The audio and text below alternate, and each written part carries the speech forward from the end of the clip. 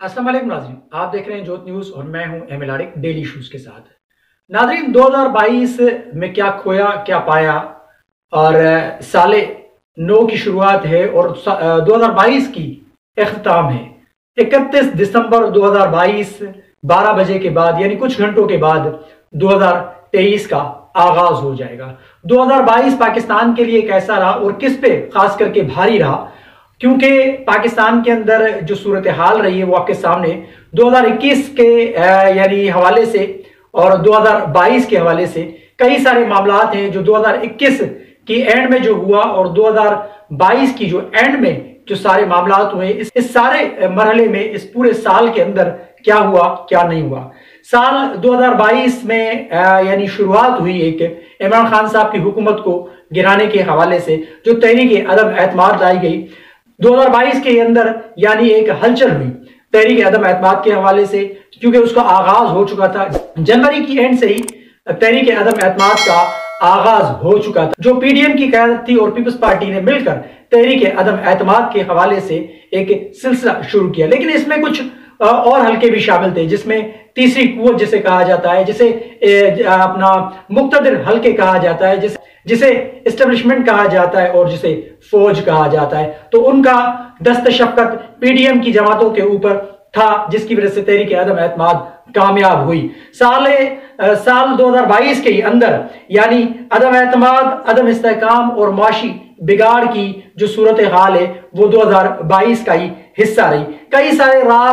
राजों से पर्दा उठा, कई सारे राज फाश हुए, कई सारे चेहरे बेनकाब हुए और कई सारे किरदार सामने आए। आर्मी चीफ की कमान तब्दील हुई, नए आर्मी चीफ आए, पुराने बाजवा साहब वो रुखसत हुए, उनकी रुखसती हुई और इसी 2022 के साल के अंदर ही फौज ने ऐलान किया कि हम पिछले साल फरवरी में गैर सियासी हो गए थे और इसी साल 2022 के अंदर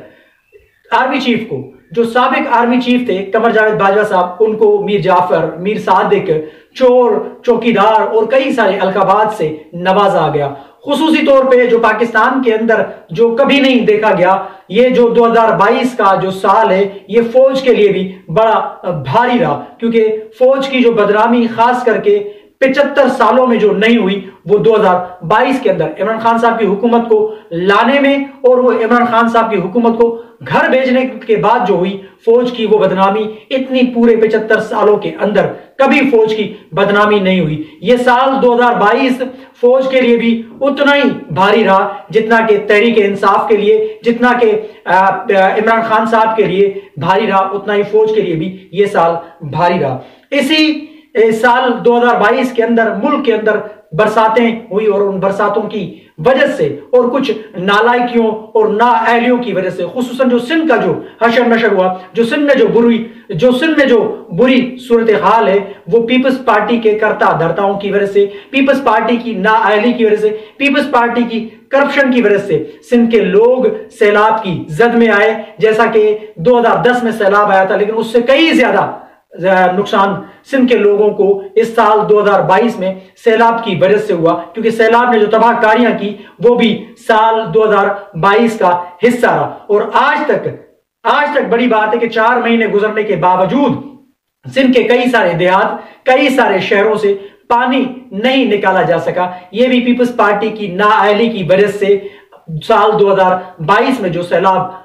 से लोगों का जो बुरा हशर हुआ, लोगों की जिंदगियां तबाह और बर्बाद हो गई, ये भी साल 2022 का ही तजर्बा रहा या साल 2022 का ही हिस्सा रहा, जिसकी वजह से मुल्क में सैलाब की बदतरीन सूरत हाल सामने आई। मुआशी सूरत हाल बिगड़ती हुई नजर आ रही है। साल 2022 का एंड है, लेकिन कुछ पता नहीं। महंगाई उरूज पे, पेट्रोल के रेट उरूज पे, डॉलर की ऊंची उड़ान और सब्जियां जो है, जो गरीब बंदों के, जो गरीब लोगों के खाने की चीजें वो तक महंगी हो गई। अशिया खुर्दनोश इतनी महंगी हो गई कि लोगों की कमर टूट गई और मुबैना ऑडियो वीडियोस का तूफान जो आया और खुसूसी तौर पे इमरान खान साहब के स्कैंडल्स यानी ऑडियोज और वीडियो की सूरत में जो सामने आए, जिसका वो आज तक सामना कर रहे हैं। तहरीक इंसाफ के लिए, यानी कहा जाए कि खास करके तहरीक इंसाफ के लिए ये साल 2022 बड़ा ही खतरनाक रहा, बड़ा ही भारी रहा,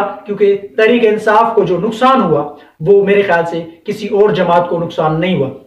और दूसरा जो नुकसान हुआ वो फौज का हुआ। लेकिन फौज खुद को भी यानी साफ सुथरा कर रही है और फौज अपने आप को बेहतर कर रही है। उसने जो ऐलान किया था एपॉलिटिकल होने का, यानी सियासत में मदाखलत ना करने का ऐलान किया था, वो अब तक तो नजर आ रहा है, लेकिन आगे देखें 2023 में क्या होगा। लेकिन मुझे नहीं लग रहा कि फौज का जो किरदार है वो सियासत से अलग रहेगा। फौज सियासत के अंदर रहेगी, इंटरनली तौर पे जैसे माजी में रहा करती थी वैसे ही रहेगी, लेकिन इस तरीके से नहीं रहेगी जैसे इमरान खान साहब को सपोर्ट करके कुछ एजेंसियों के लोग, कुछ एस्टेब्लिशमेंट के लोग जो इमरान खान साहब को लाए थे, वो किरदार हो सकता है कि फौज अदा ना करे, क्योंकि उससे फौज की जो रुसवाई हुई है वो तारीख में, पाकिस्तान की तारीख में पहली मर्तबा फौज इतनी बदनाम हुई। ये सारा जो खेल है, ये सारा जो मामला है, ये कब शुरू हुआ? ये अक्टूबर 2021 को शुरू हुआ। अगर अक्टूबर 2021 में इमरान खान साहब एक छोटी सी गलती ना करते,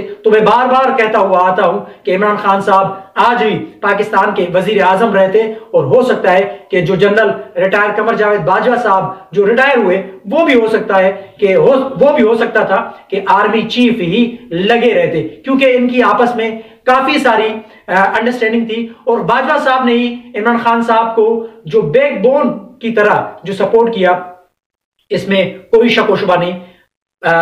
साबिक army chief general retire Qamar Javed Bajwa ने जो पीटीआई के, बल्कि इमरान खान साहब के जो मोहसिन थे, उन्होंने बिल्कुल भरपूर किरदार अदा किया इमरान खान साहब को बचाने में, इमरान खान साहब की हुकूमत को बचाने में और इमरान खान साहब की हुकूमत को तोल देने में। उन्होंने भरपूर मदाखलत की सियासत के अंदर, फौज को बदनाम करने में, इसमें कोई शक व शुबा नहीं। साबिक army chief retire general Qamar Javed Bajwa का जो किरदार था, और उनके जो साथी दोस्त थे, जो साबिक डीजी आईएसआई थे और इमरान खान साहब के भी वो करीब थे, जनरल फैज हमीद की वजह से, यानी जनरल फैज हमीद और अपना रिटायर कमर जावेद बाजवा साहब की वजह से जो फौज की जो बदनामी हुई है, इन दो जर्नलों की वजह से, मेरे ख्याल से पाकिस्तान की तारीख में ऐसे पहले कभी नहीं हुआ। तो ये साल 2022 से अब कुछ घंटों के बाद साल 2023 शुरू होगा, और इसका एंड होने वाला है 2 से 3 घंटे के बाद। तो मेरी तरफ से आप सबको,